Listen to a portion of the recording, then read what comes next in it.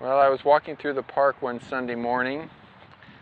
A gentleman named Tom Anderson was up here, and I'd seen the signs that they have a free lesson. So I asked him, "Do you guys do a free lesson?" He said, "Sure, you want one?" And I go, "Yeah, sure, I'd like to try this." And I've been pretty much addicted ever since. I love to compete, and winning is, of course, what your goal is, but it's not always in your control. Sometimes you can bowl very well, and the other guy just bowls better. I consider myself competitive. I love bowling, and the social games are fun to come down. You just get a partner, whoever, out of a hat kind of thing, and you just bowl, and it's fun. My goal, though, is to be a U.S. champion.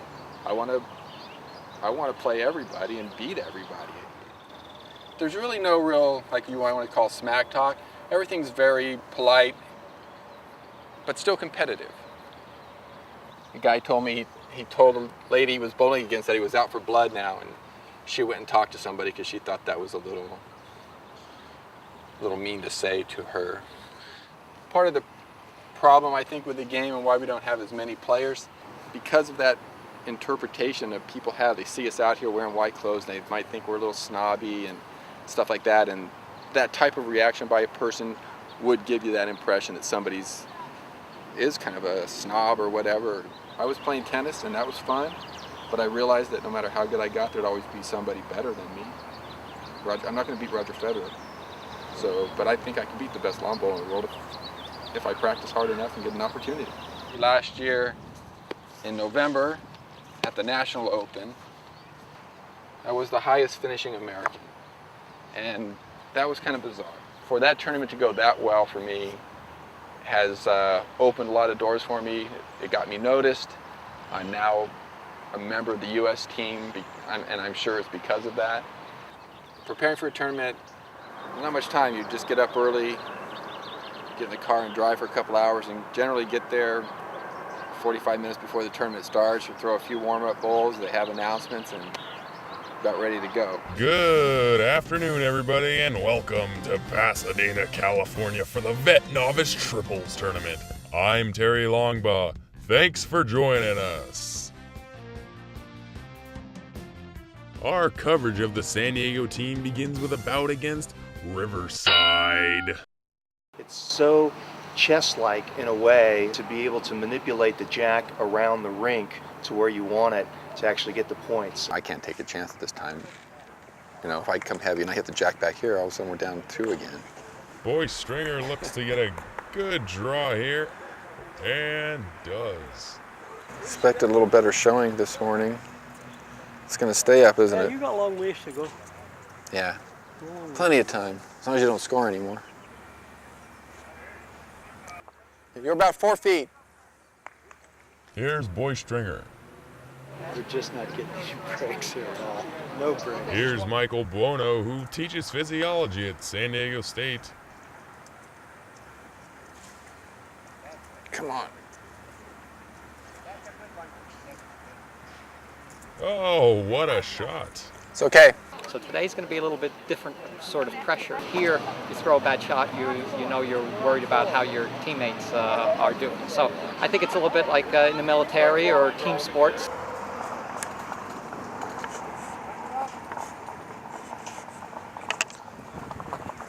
Nice shot. And that's going to wrap up Game 1. San Diego gets shellacked by Riverside. Newport Beach has a few tough teams in this tournament. Here's Bill, he throws that one pretty hard. Dead, gets a nice wick off the jack. Boyce is looking to extend San Diego's lead.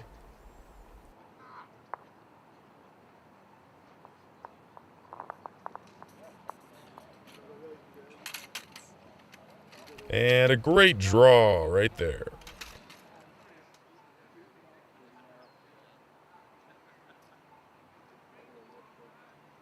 And with this bowl, Bill and the San Diego team take Game 2 by a hefty margin. Santa Monica is 2-0 on the day. A win here could make them the champions.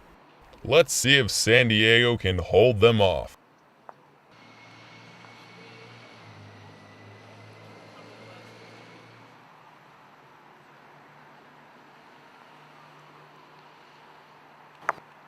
Michael moves the jack with a brilliant bowl.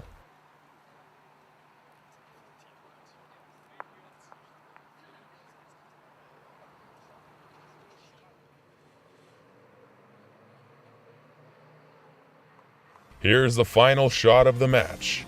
And Bill knocks one of their bowls out to solidify the win. Let's go down to the green for reactions from the team. We thought we'd be able to do a little bit better, but sometimes the ball doesn't bounce the way you want it to. No, it's not a successful day because we came here to win. We really wanted to win this thing. We expected to win this thing. I'm Terry Longbaugh. Thanks for watching and good night from Pasadena. So I would anticipate this being one of these lifelong enjoyments that we can share. You can do it forever. Yeah, that's right. I don't think I'll be kite surfing with when I'm 80, but lawn bowling is a definite good bet. By then, hopefully, begun to master the sport. If you're going to San Diego, be sure to see the lawn bowlers there. If you're going to San Diego, you're gonna see the white clothes they wear. For those who come to San Diego, Balboa Park is where you'll see them play. In the parks of San Diego, gentle people will teach you every day. All across our nation, such a bowling sensation. People in motion.